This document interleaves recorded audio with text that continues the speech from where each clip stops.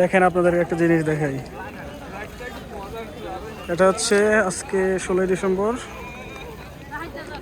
ইয়ার শোর পর বাঙালি মানুষ দেখেন বাসটা ভেঙে ঢুকে গেছে, একদম রানওয়েতে ঢুকে গেছে।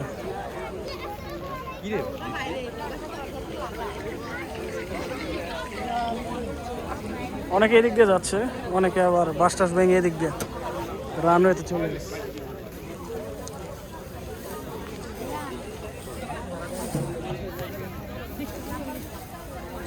তো স্বাধীনতা এটাকেই বলে হয়তো, স্বাধীনতা দিবসে সবার নির্স্বাধীন। বাহ বাহ বাহ, চিল।